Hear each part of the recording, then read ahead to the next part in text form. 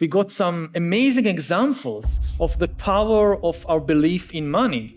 At the height of the economic crisis, I think 2 or 3 years ago, the Federal Reserve in the US was creating every day $3 billion out of nothing. They created altogether $1 trillion during that year, simply by going into the computer and adding a few zeros somewhere. That's it. I mean, today you don't even print the money. Most money is not even printed. It's just electronic data. The basic material from which you make money is human trust. If you have trust, you can monetize it into anything, even into electronic data. So despite the recent hits that the capitalist system has had since 2008, still the amount of trust that most people in the world have in the capitalist system is incredible. This is what enables, for example, the banks to create so much money out of nothing. You have trust in money and in the systems that produces money.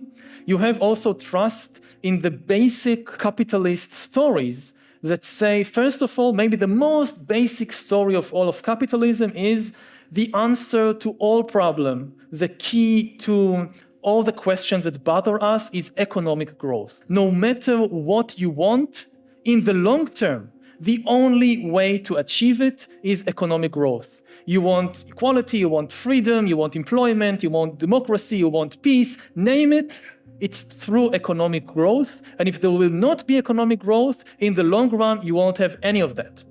On the personal level, this translates into another extremely powerful myth, the myth of consumerism, which is part of this package, that if you have any problem on the personal level, the solution is to buy something. Any problem whatsoever, you probably need to buy something and then it will be okay. It can be, you can buy a product, or you can buy a service, you can buy a car, you can buy yoga, you can buy marriage counseling, whatever. But the answer to all the problems of humankind on the collective level, they come from economic growth. On the individual level, they come from buying more stuff.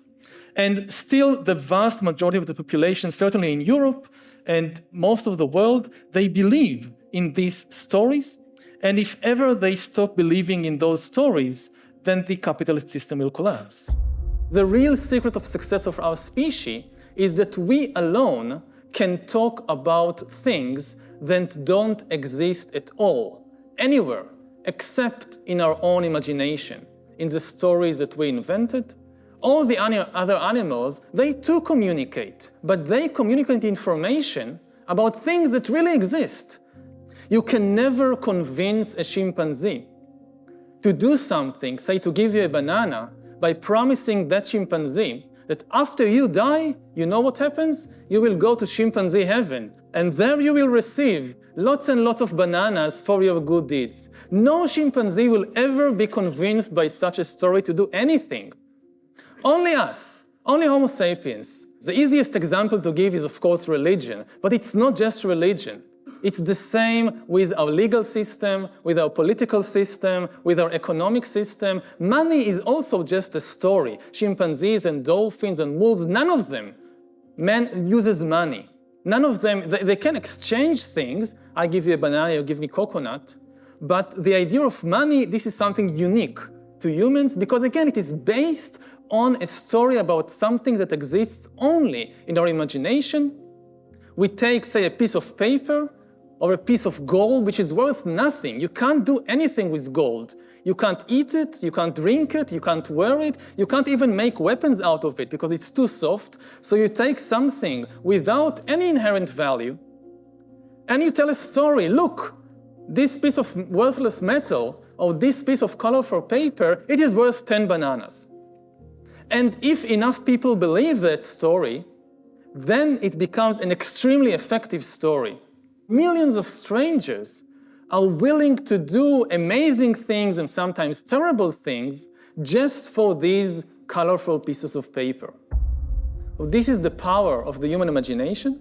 So we see then that Homo sapiens, in contrast to all the other animals in the world, lives in a dual reality. Other animals, they live inside an objective reality, We humans also live in this reality. We also encounter trees and lions and rivers and mountains, but we also have another reality. In addition to this objective reality, we also live inside a fictional reality, a reality that we invented, that exists only in our imagination, a reality that contains things like nations, which are just the stories that we invented, which contains money, which is populated by gods, which includes things like human rights, which again, it's our invention. And what is amazing about history is not only that humans inhabit this dual reality, the layer of objective reality, and on it another layer of fictional reality. What is really amazing is that over time, fictional reality has become more and more powerful until we reach the situation today when the very survival of trees and rivers and lions and chimpanzees depends on the imaginary stories that Homo sapiens has invented.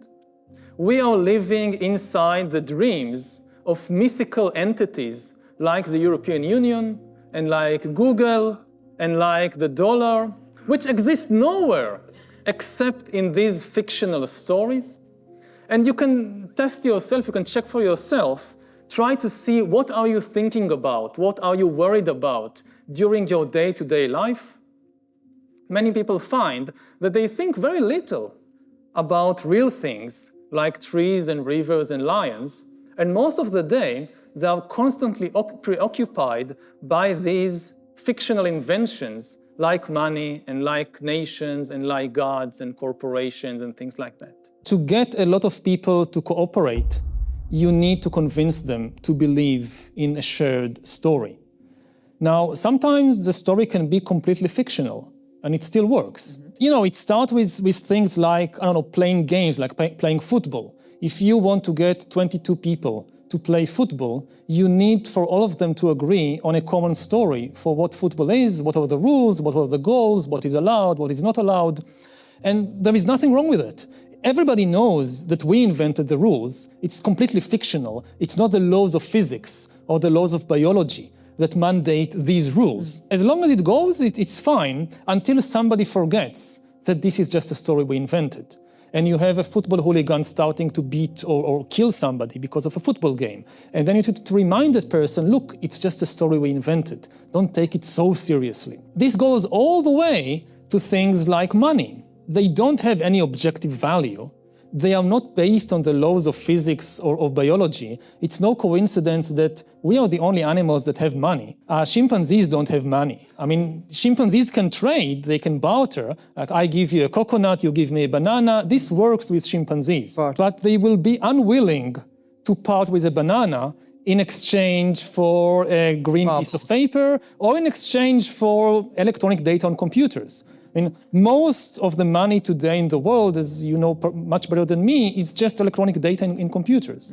It's not dollar bills and so forth. As I said in the beginning, this is the best story or most convincing story ever told because it's almost the only story that everybody believes. I mean, not everybody believes in God or the same God. Not everybody believes in human rights. Not everybody believes in nationalism. But almost everybody believes in money and in the same kind of money, even though it has no objective value. Even if you think about somebody like the Islamic State, when they captured Mosul and Raqqa, they destroyed museums and they toppled down statues and then they killed people, but they didn't touch the money. When they captured the central bank in Mosul, they found all these piles of green pieces of paper with pictures of American presidents. And instead of burning it, they took it and carefully guarded it. Even they believe that story. Yes, money is really made of trust. If you look at the long history of money from ancient Mesopotamia until today, what money is really made of is simply trust. In the beginning, there was very little trust. So there was very little money, and the money you had to be made from something which was also useful. Like the first type of money we know about for sure was simply made of barley. You could eat it. Now then you switch eventually to gold, which is worthless. You can't do anything useful with gold, it's just a status symbol. And then to paper, and now to electronic, and it's because there is more and more trust between people, so money can become more and more insubstantial.